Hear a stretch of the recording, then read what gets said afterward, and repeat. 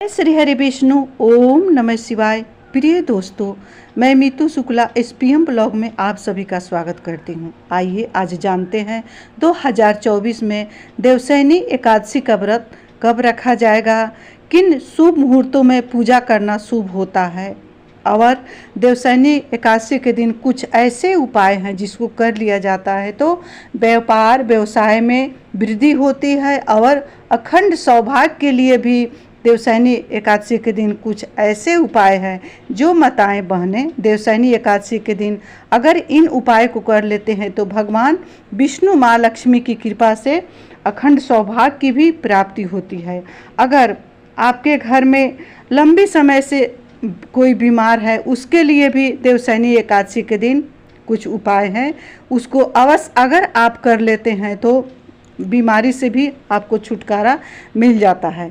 देवशयनी एकादशी के दिन से भगवान विष्णु योग निद्रा में चले जाते हैं। उस दिन से इस सृष्टि का कारोबार भगवान महादेव के हाथों में चला जाता है। वहीं उसी दिन माँ भवानी महादेव कैलाश से धरती पर भी आ जाते हैं। देवशयनी एकादशी का व्रत 2024 में किस दिन रखा जाएगा, इस व्रत की सही तिथि, पूजा मुहूर्त और महत्व के बारे में आज हम आपको इस वीडियो के माध्यम से बताएंगे। देवशयनी एकादशी के दिन जगत के पालनकर्ता भगवान विष्णु 4 महीने के लिए योग निद्रा में चले जाते हैं। इन 4 महीनों की अवधि को चातुर्मास के नाम से भी जाना जाता है। यही वजह है कि चातुर्मास की शुरुआत भी देवशयनी एकादशी के दिन से ही होती है। ऐसे में देवशयनी एकादशी के दिन को भगवान विष्णु की पूजा के लिए विशेष माना जाता है। ऐसे में आइए जानते हैं कि जुलाई के महीने में देवशयनी एकादशी किस दिन है, इस दिन पूजा का शुभ मुहूर्त कब होगा और इस एकादशी का महत्व क्या है।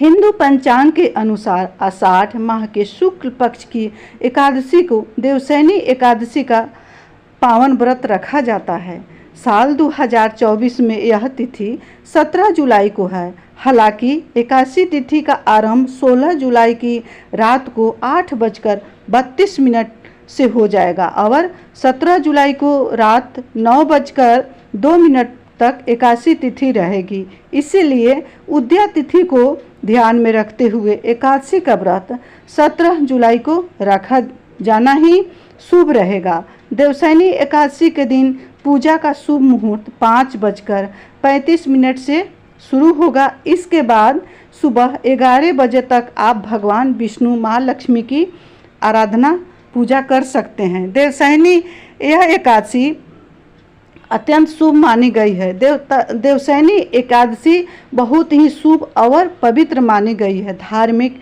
मान्यताओं के अनुसार इस दिन व्रत रखने और विष्णु की पूजा करने से अनजाने में किए गए पापों से भी मुक्ति मिल जाती है। साथ ही इस व्रत को रखने से अंत समय में आपको मोक्ष की प्राप्ति होती है। भगवान विष्णु की कृपा से आपकी सभी मनोकामनाएं इस व्रत को रखने से पूरी हो सकती है। इसके साथ ही आरोग्य और धन धान की भी प्राप्ति होती है।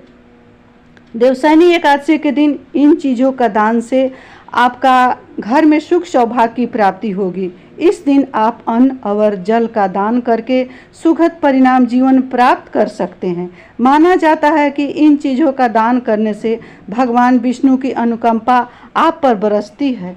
देवशयनी एकादशी के दिन ज़रूरतमंद लोगों को उनके ज़रूरत का सामान और धन का दान करने से आपके जीवन में सुखद बदलाव देखने को मिलते हैं। इस दिन आम, खरबूजा, तरबूजा आदि का दान करना भी अति शुभ होता है। जो भी ऋतु फल है उसको अवश्य ही दान करना चाहिए। देवशयनी एकादशी के दिन भगवान विष्णु को पीला रंग अति प्रिय है, इसलिए पीले रंग के वस्त्र, केला आदि चीज़ों का दान करके आप विष्णु भगवान की कृपा प्राप्त कर सकते हैं। अगर संभव हो तो इस दिन ब्राह्मणों को किसी मंदिर में बुलाकर उन्हें भोजन करवाएं।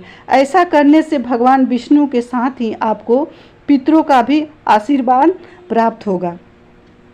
प्रिय दोस्तों, उस दिन सौभाग्य के लिए भी कुछ ऐसे उपाय हैं जो कि शास्त्रों में वर्णित है। अगर आप कर लेते हैं तो आपका सुख सौभाग्य दिन प्रतिदिन बढ़ते रहेगा भगवान विष्णु की कृपा से। उस दिन क्या करना है, सुबह से जल्दी उठें और स्नान ध्यान करने के बाद माँ लक्ष्मी को लाल चुंदरी अवश्य ही, जो माँ आपके घर में तुलसी है, क्योंकि सनातन धर्म में सभी किसी के घर में माँ तुलसी विराजमान रहती है, उनको उस दिन देवशयनी एकादशी के दिन लाल चुंदरी अवश्य चढ़ाना चाहिए। अगर माँ को आप लाल चुंदरी चढ़ाते हैं तो आपके घर में सौभाग्य के साथ आरोग्य की भी वृद्धि होगी। वहीं भगवान विष्णु को अति प्रिय है केला। अगर देवशयनी एकादशी के दिन आप केले का भोग, विष्णु भगवान कदली का भोग अर्पित करते हैं विष्णु भगवान को, तो आपके घर में व्यापार में लाभ होगा, दिन प्रतिदिन वृद्धि होगा। तो ये रही 2 उपाय। और तीसरा उपाय है जो कि आप कर लेते हैं तो आपके घर में आरोग्य की भी प्राप्ति होगी। विष्णु भगवान को उस दिन हल्दी मिश्रित जल से स्नान कराएं और हल्दी मिश्रित जल से उस दिन सूर्य भगवान को अर्घ देना चाहिए। किस दिन, देवशयनी एकादशी के दिन।